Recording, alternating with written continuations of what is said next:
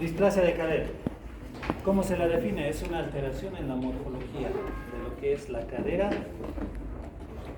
que está compuesta por el acetábulo y la cabeza del fémur, además de todos los elementos periarticulares que están alrededor de la parte ósea. Entonces hay una alteración en el acetábulo principalmente, pero en ocasiones también en lo que es la anteversión del fémur proximal. ¿Se acuerdan cuánto les he dicho que era la anteversión? 10 grados, ¿no? De 7 a 10 grados. Hay una rotación anterior del fémur proximal en relación al distal. Lo mismo que el acetábulo tiene una orientación en retroversión. Lo mismo, entre 7 a 10 grados del acetábulo. Tiene que confluir de manera anatómica exacta. ¿Por qué? Porque son superficies articulares lisas y de características de enartrosis. ¿Qué es una enartrosis?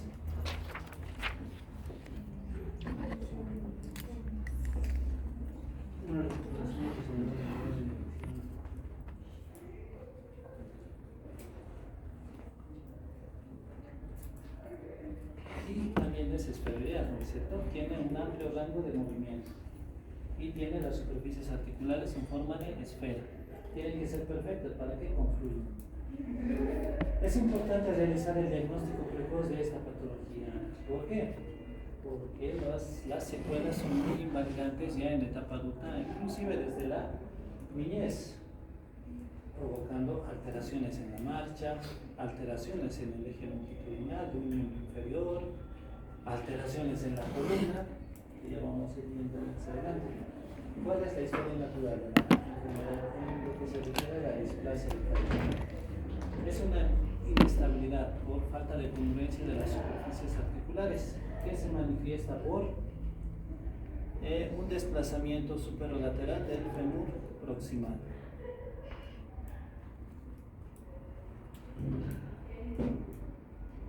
Es importante realizar el...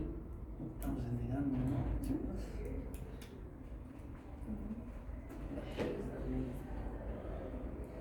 ¿Cuáles son los obstáculos que nos impiden que esto confluya de manera anatómica? Hay elementos articulares que están constituidas por las superficies articulares del acetábulo y del fémur, además de elementos extraarticulares, que es lo que está alrededor. ¿Qué es lo que principalmente se interpone en estas superficies articulares? La cápsula articular, que posteriormente vamos a cambiar.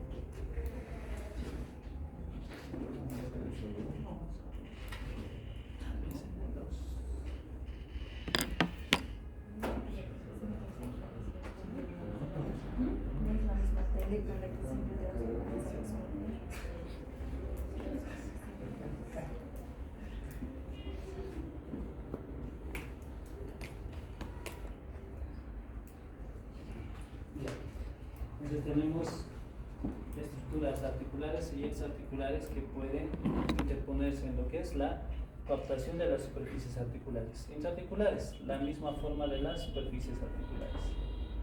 Además del pulvinar, que es el tejido graso fibroso que puede desarrollarse de sobremanera para interponerse en una adecuada coaptación. Las extraarticulares, la cápsula, los ligamentos y la parte muscular inclusive, que siempre tienden a ocupar el espacio que se deja cuando esto ya se sale de su lugar para rellenar y hacer una forma de soporte. Cuando esto sucede, la congruencia articular se pierde. ¿Qué es lo que produce una displasia de cadera? Hay varios factores, dentro de los más importantes son endógenas del propio paciente por una hiperlaxitud ligamentaria que se presenta principalmente en las mujeres, una antetorsión femoral excesiva, antetorsión acetabular, anómala, mala postura intrauterina, son las más frecuentes. Los factores de riesgo que son propios del recién nacido: una historia familiar positiva de displasia de cadera. ¿Qué quiere decir? Que está el antecedente entre un familiar de primero o segundo grado que que ha tenido patología de cadera en su infancia. Primigestas, niños que han nacido por cesárea, por presentación podálica, embarazo general, presentación de nalgas, oligohidramios o polihidramios también, ruptura prematura de membranas, que durante la gestación haya presentado posiciones anómalas en los miembros inferiores, como rodillas extendidas, o estar apoyado siempre del lado izquierdo o derecho durante varios meses en la gestación. Tenemos distintos tipos de displasia de cadera. Tenemos la teratológica, que es una de las más graves porque se producen ya desde la fase embrionaria durante la gestación. Se está produciendo un mal desarrollo del acetábulo frecuentemente, pero también puede ser de la cabeza del fémur. Estas generalmente no vienen solas, vienen acompañadas de otro tipo de alteraciones anatómicas en el paciente, un meningocele, diversos síndromes de malformaciones congénitas que se pueden asociar. Las displasias del desarrollo de la cadera se producen durante la vida perinatal, generalmente ya se detectan después del nacimiento. Se asocian a factores de riesgo ya por el mismo cuidado que se tienen ya hacia el paciente. Por ejemplo, en esta región del país, ¿qué es lo que se acostumbra? Se los envuelve a los pequeñitos, ¿no es cierto? Con los pies juntos, con las fajas así, bien envueltos como momias. ¿Qué es lo que condiciona eso? De que, si bien los pies están juntos, arriba se va separando, ¿no es cierto? Y se pierde el estímulo en la inclinación acetabular. Las displasias infantiles o del adolescente también, que se pueden presentar después. Esto es generalmente secundario a procesos traumáticos. Por ejemplo, un paciente de 7 u 8 años que ha tenido una caída brusca, tal vez no se ha fracturado, pero ha llegado a lesionar lo que es los cartílagos de crecimiento de la cabeza del fémur o del cartílago triradiano de la pelvis, que ha condicionado a que un margen pueda solidificarse, osificarse precozmente, incumpliendo lo que es el desarrollo normal de su formación anatómica, provocando una anteversión o retroversión de lo que es los elementos que conforman la cadera. Clínicamente, ¿cómo vemos?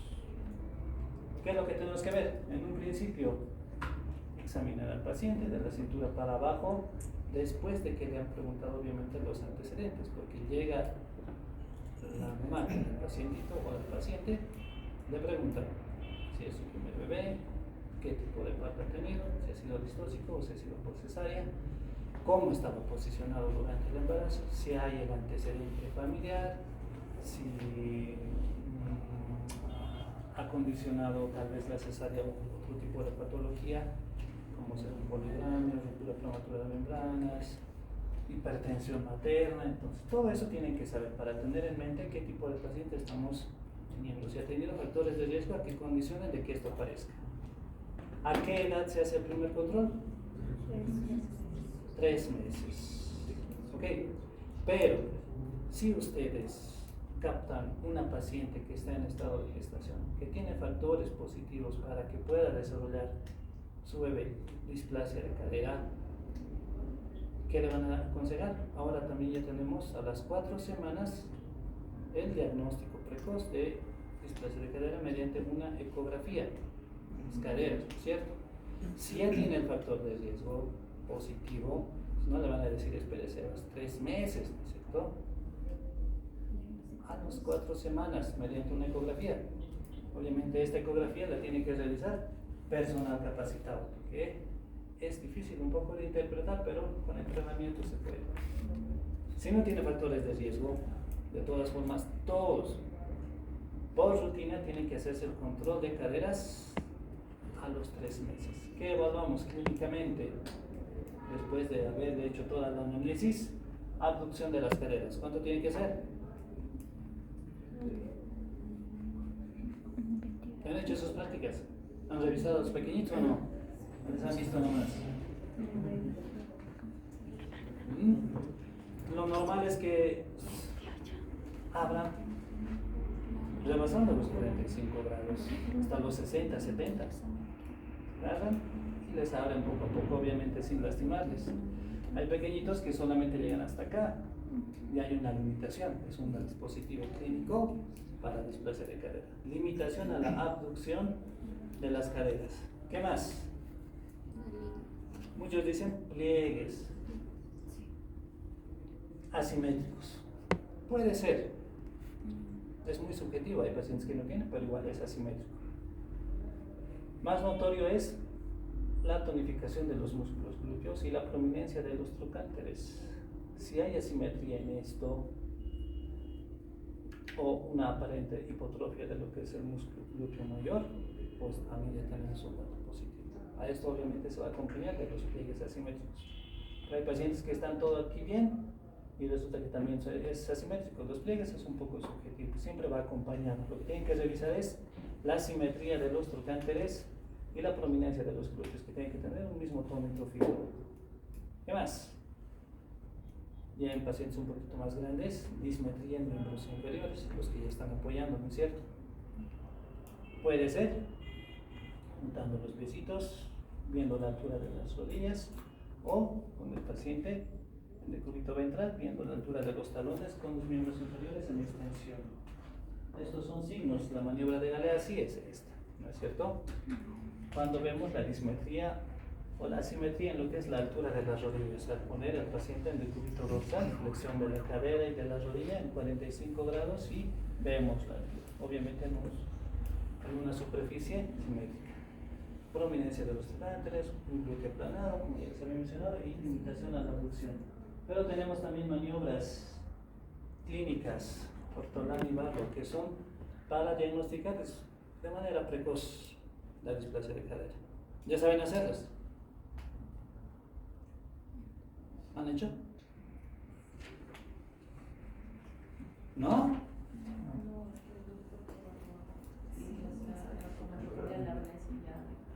Ya, pero hay que ser curiosos, pues. Doctor, ¿qué está haciendo? ¿Puedo hacer? ¿Qué es lo que se percibe? Ratito. Tienen que ser curiosos, pero si no van a ser curiosos, pues va a estar difícil. La teoría se lo lleva, si no lo leen 2 o 3 veces, pues se van a olvidar de que 2 semanas. La práctica es lo que queda grabado. Tienen chance, van a ir a su internado rotatorio, que es su última etapa de formación. Barlow se sujeta como está sujetando aquí en la gráfica, pulgares en la parte media de los muslos y el resto de los dedos en la parte externa. ¿Qué hacen? Una aducción, medializan las rodillas y realizan una leve presión posterior para poder ver si esta cadera es luxable. ¿Qué es lo que se percibe? Un clank. Hay veces no se siente, no se escucha el clank, no se percibe, pero sí se percibe como el vencimiento de una resistencia, como una leve resistencia que se pierde, como si venciera una gradita aquí. Puede asustar al bebé, puede llorar, y es un dato positivo si lo perciben. La de Ortolani es lo contrario. Realizan la abducción de las caderas y esta sirve para que en caderas que están ya luxadas lleguen a reducirse mediante la abducción y la presión en el trocánter mayor. Ahí entra. Igualmente se tiene que percibir el clank o el vencimiento de una resistencia, ¿ya? Que tiene que ser suave. En los bebés prohibido realizar movimientos bruscos. Ya en pacientes que tienen más edad, que rebasan el año y 6 meses generalmente, la marcha ya se manifiesta. Si es que ha sido un cuadro que no se ha controlado o no ha habido buena orientación por parte del personal de salud para que le haga seguimiento, hay una marcha claudicante. ¿Por qué? Por acortamiento de un miembro inferior. Maniobra de Trendelenburg positiva, pero por una disposición anatómica anormal de lo que es la cadera. ¿Qué es la maniobra de Trendelenburg?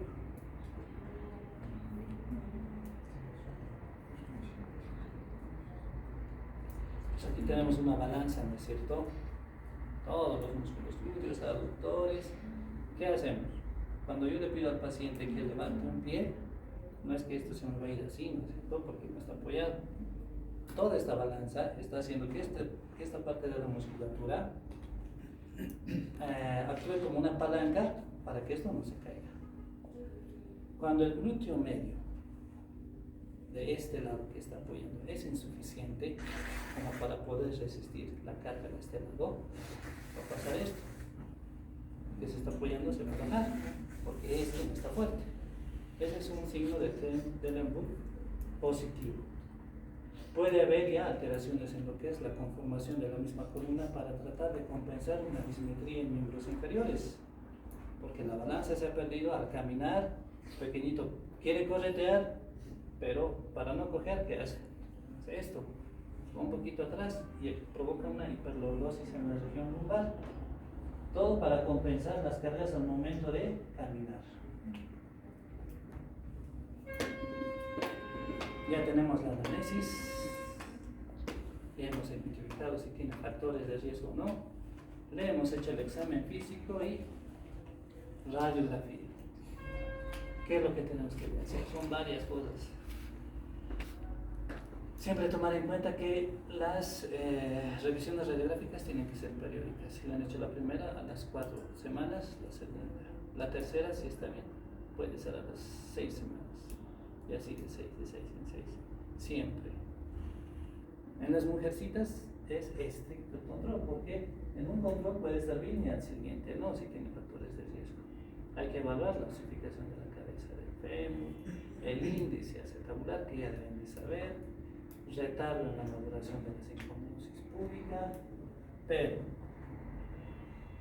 pedimos la placa radiográfica, AP de pelvis, óseo. ¿Qué tal? Han visto otras placas seguramente, o están viendo otras placas en sus prácticas, ¿no es cierto?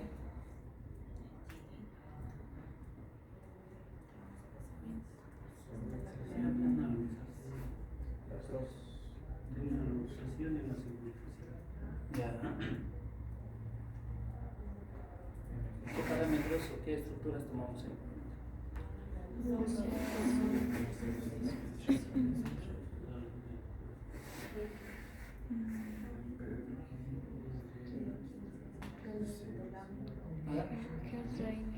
¿Qué líneas?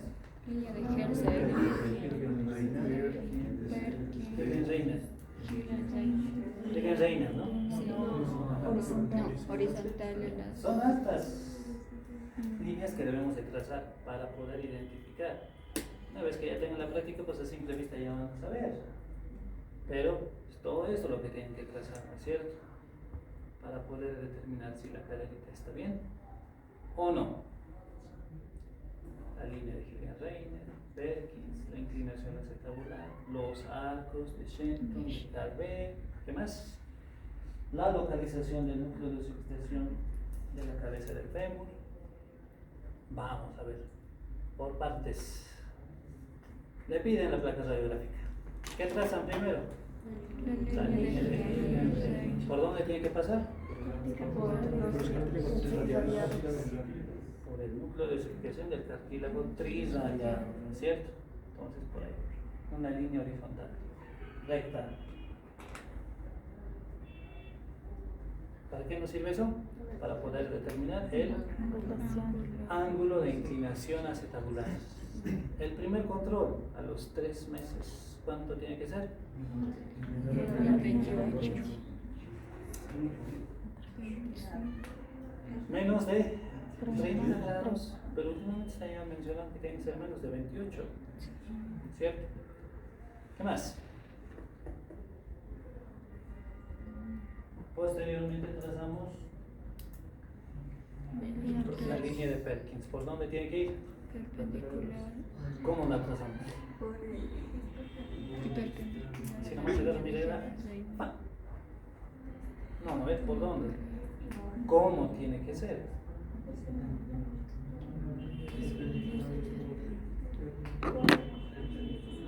Una línea vertical que sea perpendicular a la previa. ¿Qué quiere decir perpendicular? Que forme un ángulo recto de 90 grados con esta, ¿cierto? ¿Por dónde? ¿A qué nivel? ¿Por qué no lo he trazado más aquí? ¿O más aquí? ¿Cómo van a trazar? Porque se hace en primer nivel de atención. Se guía más que todo por el borde lateral del acetábulo. Borde superexterno del acetábulo, ¿cierto? Borde superexterno del acetábulo. Identifican esta esquina del acetábulo y a partir de ahí trazan la línea vertical. ¿Ok? ¿Para qué? ¿Qué obtenemos con esta línea vertical? Ya tenemos línea de Perkins, línea de Hilgenreiner, ya hemos medido lo que es el ángulo de inclinación acetabular. ¿Qué sigue luego? ¿Cuál es el objetivo de la línea de Perkins? Los cuadrantes. Se forman 4 cuadrantes.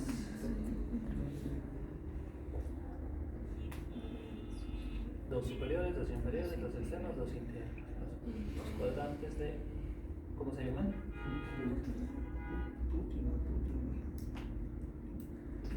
Ombradal, ¿cierto? A partir de esto debemos de localizar la ubicación del núcleo de osificación de la cabeza del fémur. ¿Dónde es que tiene que estar normalmente?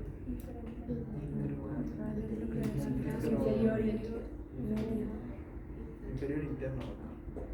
Inferior interno, ¿no es cierto? Porque por la localización del cuadrante ya se dan sus denominativos. Este era el superexterno, superinterno, inferoexterno, inferointerno. En el inferointerno es en donde tiene que ubicarse el núcleo de osificación de la cabeza del fémur. ¿Cierto? ¿Qué más?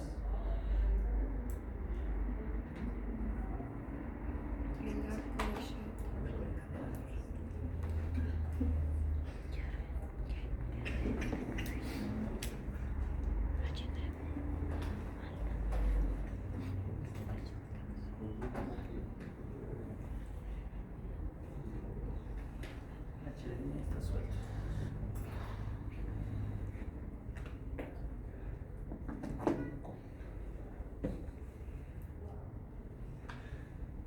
Localización normal en el cuadrante infero interno, suelto, no tiene que estar así rozando la línea de Perkins ni la línea de Hilgenreiner, tiene que estar completamente medializado en el cuadrante infero interno. Si no está así, pues es dato positivo para displasia.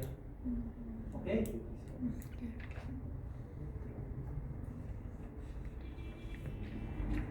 ¿Qué trazamos luego? El arco de Shenton, ¿por dónde tiene que ir?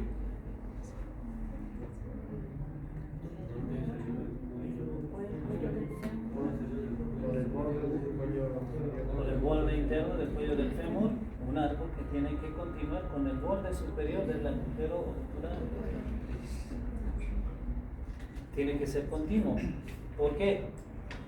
Si está con una posición anómala, pues se formarán dos arcos, perdón. ¿Qué tenemos otro? El arco de Calvé. Igual, tiene que ir desde el borde lateral, desde la espina ilíaca antero superior e inferior, hasta el borde externo del trocánter del cuello y del trocánter mayor del fémur. Un arco continuo. Si hay alteración, se formarán dos arcos.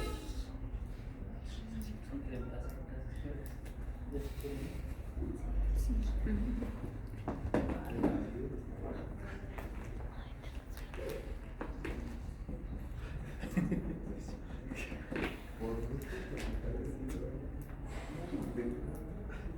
lo pueden proyectar, ¿no? ¿Te han proyectado? Les pasaré el grupo.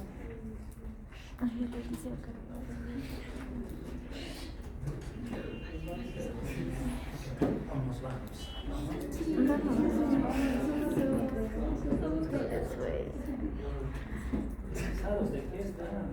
De la vida. Yo puedo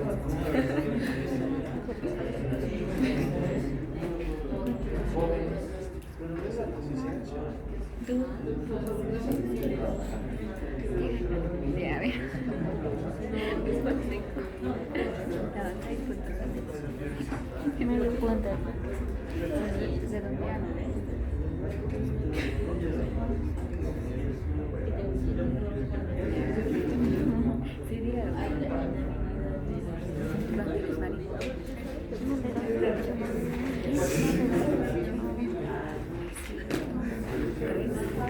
El otro es no me acuerdo. El otro.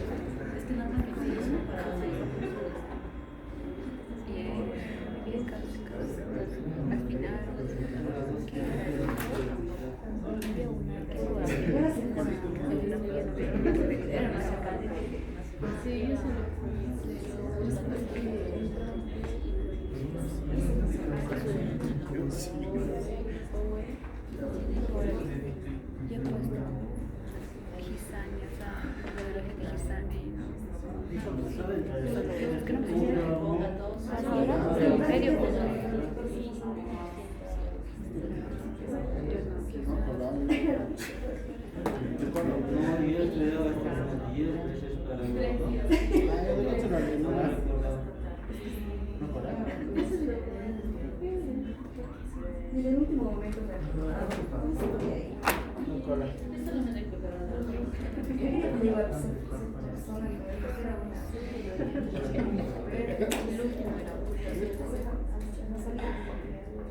yo directo a cirugía.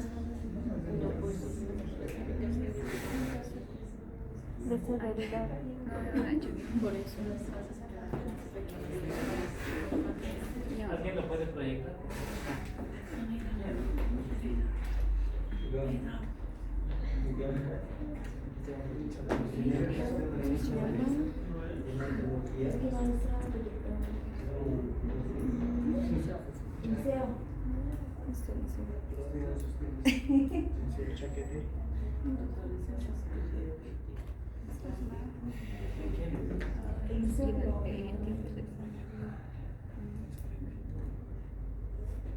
Doctor, no es porque no queramos pasar, la proyección siempre con cables se va y viene. Por eso a la hora de exponer siempre es.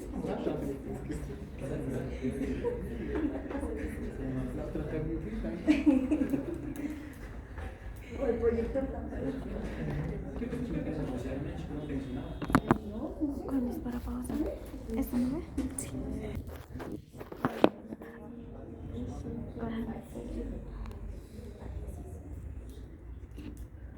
Ahí.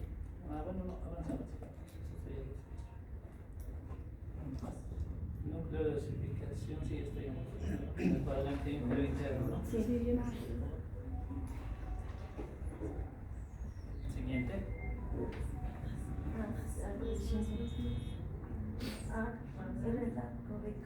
Arco de Carpe, todo eso es lo que tienen que trazar. Sí, está bien, se forman dos arcos. A ver, la siguiente. Esto ya es un pequeñito. Que por la conformación y el diámetro de lo que es el cuello del fémur, ya debe tener para llegar a sus 10 meses, casi el año de vida. Pero aún así el núcleo de osificación es muy diminuto. ¿Esto por qué? Si esto estuviera en su posición y vieran este diámetro de lo que es el núcleo de osificación, debería tener unos 3 meses llegando a 4. Así es como se ve. Pero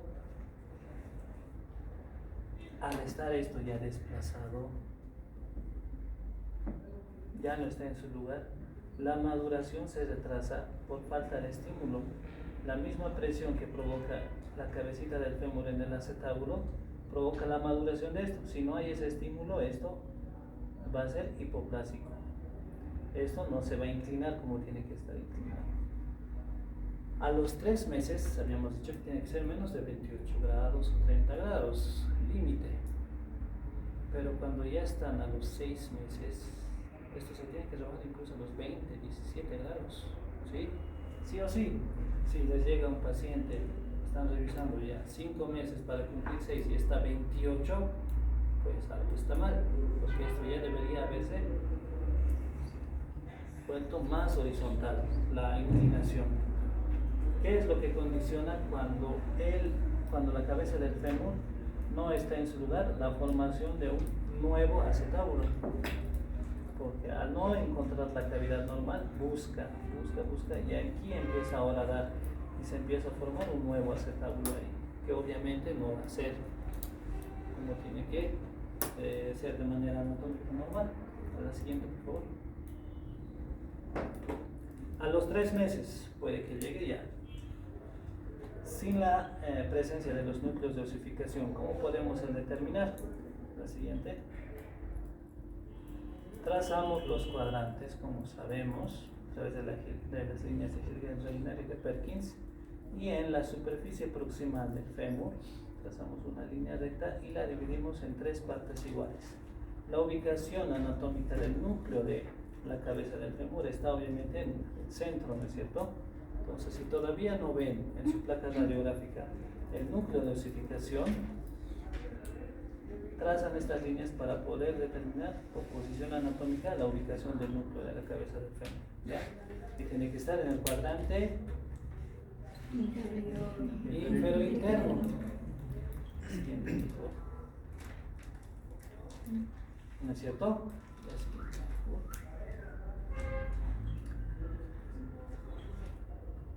Podemos tener displasia sin inestabilidad, en donde las maniobras de Barlow y Ortolani pues no nos van a dar datos positivos. Otras con inestabilidad, en donde sí va a ser cantada la clínica de inestabilidad por la percepción de la luxación o subluxación de la articulación de la cadera. Tenemos una clasificación que es la clasificación de Tonis para poder determinar la gravedad de la displasia que está cursando el paciente. ¿Por qué?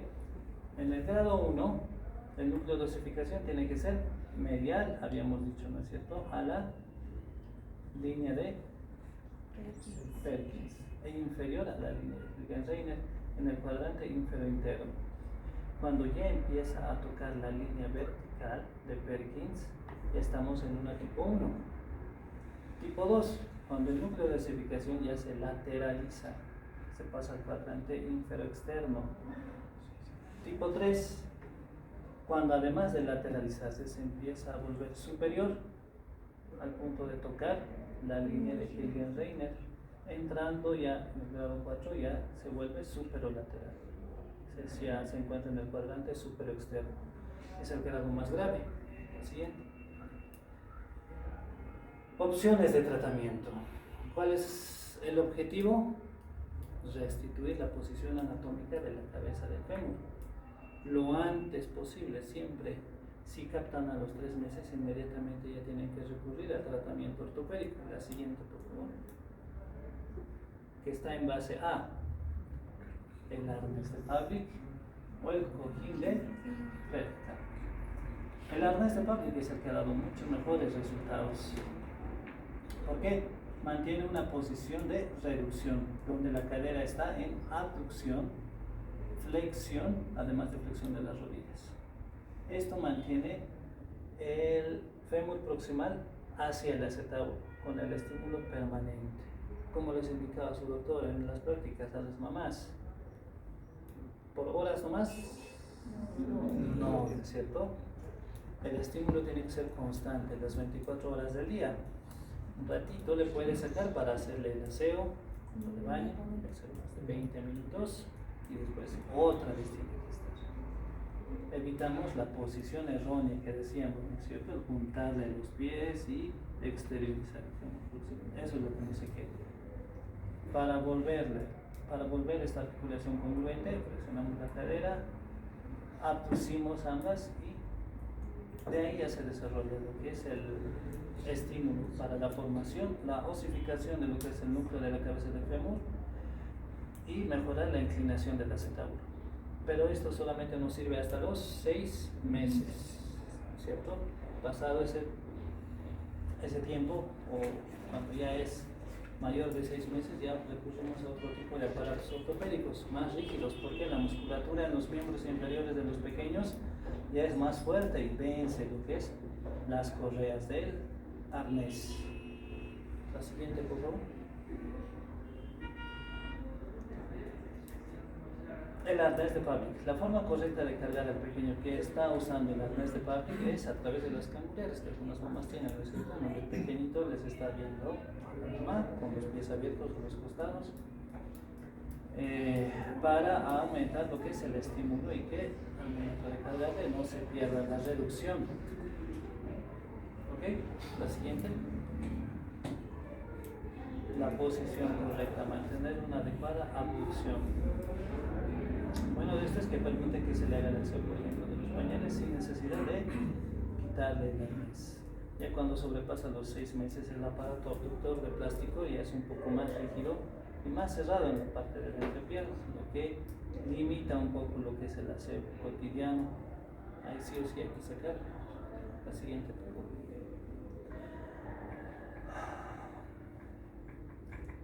¿Por qué se descontinúa lo que es el arnés de Pavlik después de los 6 meses? Que ya les había dicho, ¿no? La musculatura en miembros inferiores es más fuerte. Algunos continúan, pero no es lo recomendable porque se pierde la reducción y es como volver a empezar de cero el tratamiento, ya con un aparato abductor más rígido. La siguiente. Muchas veces cuando ya estamos en un grado 4 de tonis, ¿qué significa esto? Que la cervical está ahí, la cabecita ya está aquí, ¿no es cierto? Superolateral, lo hemos dicho. ¿Qué es lo que tenemos que hacer? Descender, descender, pero no lo podemos hacer de manera brusca. Entonces se recurre a maniobras ortopédicas para realizar una tracción continua con pesas entre 5 a 4 kilos en ambos miembros inferiores. Una serie de palancas que van al pecho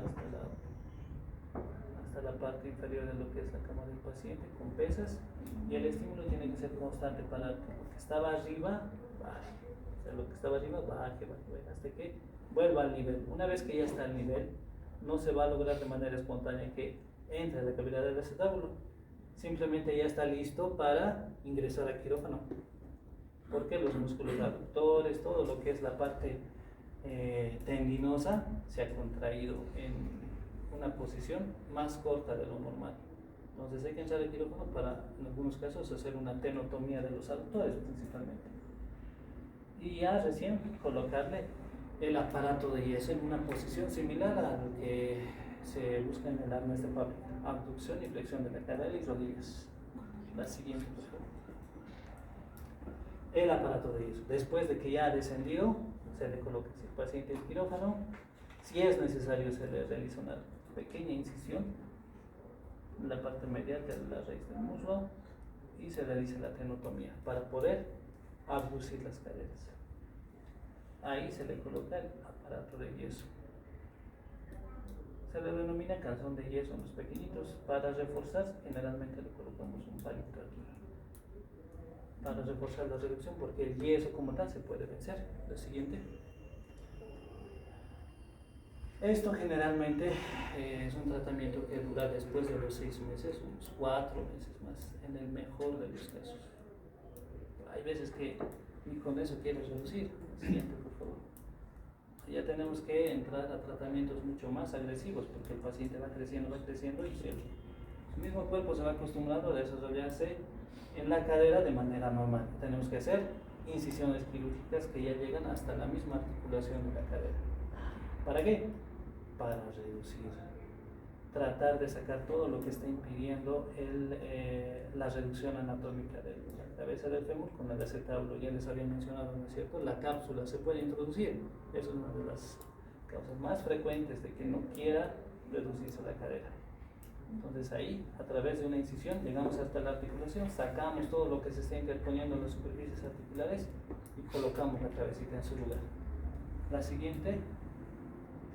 Muchas veces eso no es suficiente. Entonces tenemos que cortar el hueso ilíaco, en un pequeñito, que está con unos meses de edad, y hay que colocarle clavos aquí. Cortar el huesito. La siguiente. Igualmente después de eso sale con sus aparatos de yeso, como habíamos visto en la imagen anterior. Y hay pacientes más grandes que además tienen una alteración en la orientación del fémur proximal. Tenemos que realizar osteotomías y reorientar el fémur. de manera de que coapte esto. El corte de hueso que les decía en pacientes ya que sobrepasan el año de vida es cortar el hueso ilíaco, bajar la inclinación y sostener esa inclinación con un clavito piscinero. Muy agresivo, ¿no? Vamos a la siguiente. Otro tipo de osteotomías en donde no solamente la anteversión del fémur se ha podido alterar, sino que también se ha producido un valgo o un varo. Para esto hay que cortar de manera transversal el fémur y reposicionarlo. ¿Cuál es el ángulo cervicodeficiario normal? De 125 a 130 la cervicación, ¿cierto? Entonces se mide, se posiciona y se estabiliza con una placa. Siguiente. ¿Cuáles son las secuelas en el adulto? Porque así es como ha empezado. Alguien médico que no le haya realizado una buena orientación a los papás del paciente, no le hayan hecho el tratamiento oportuno, cuando ya es adulto, generalmente evoluciona de esta manera.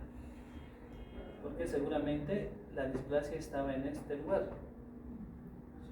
Entonces, ¿qué ha sucedido? La cabecita del fémur que tenía que estar aquí ha ido caminando, ha buscado dónde apoyarse y ha creado otro acetato, que no es una articulación, porque aquí es hueso. Aquí sí hay cartílago, pero aquí es hueso. El cartílago estaba aquí abajo. Ya. Esta paciente, por ejemplo, ha venido a mi consulta a los 41 años de vida. No le dolía, pero obviamente tenía una dismetría en miembros inferiores. Parece que está pues balanceado, ¿no es cierto? Porque están a la misma altura. Pero la siguiente, si ven las crestas ilíacas y lo que es las tuberosidades isquiáticas, la balanza de la pelvis se ha perdido porque está tratando de compensar la dismetría que hay en este lado, está inclinando más hacia el lado en donde está más corto el miembro inferior. Ha encontrado un nuevo acetábulo.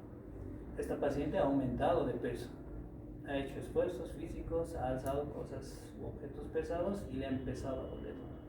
Ya tenía el antecedente, ella ya sabía que estaba mal de su caderita, pero según ella, este lado estaba bien. ¿Qué es lo que ha sucedido? Pues de tanto tiempo que a esta cadera, el lado izquierdo, le ha hecho trabajar por dos. ¿Qué sucede? Está desarrollando una artrosis y también una subluxación, porque esto debería estar aquí abajo. Entonces, si bien esto no es una displasia, es una artrosis como secuela de una displasia, que a la larga tanto apoyar por dos está trabajando que esto ya se está verticalizando. Entonces, ¿qué es lo que sigue para esta paciente que ya tiene 41 años? Prótesis de cadera. Primero se opera la que le duele más. Se reposiciona aquí. Obviamente, ¿qué le va a doler? Lo principal que les molesta a sus pacientitos, que le estamos restituyendo la longitud adecuada, el nervio ciático, porque ha estado mucho tiempo con un acortamiento. Entonces, al devolverle la longitud normal, el nervio ciático es el primero que sufre. Es un tratamiento largo de rehabilitación, sí remite, pero puede ser hasta dentro de 2 años. Posteriormente, después de que se le opera esto, 3 o 4 meses después, recién se le opera esto. Igual una prótesis. ¿Cuánto vale una prótesis? Les había dicho, $2.500 a $3.500 más o menos. Aquí nomás ya se está gastando $7.000. La siguiente. Entonces son secuelas muy invalidantes y cosas en la edad adulta que se pueden solucionar fácilmente con un arnés de Pavlik, ¿no es cierto? Esa es su responsabilidad, desde la captación de la madre gestante. Identificar los factores de riesgo. Si son positivos, a las 4 semanas, ecografía. Si no tiene factores de riesgo, por rutina y por regla general, a los 3 meses, control de cadenas, más aún si es paciente femenino. Y ya llenas en ese tratamiento. Eso es todo el examen de próxima. La próxima vamos a revisar osteomielitis, ¿ya? No. Van a ver solamente un examen final, que es de la siguiente clase a la subsiguiente.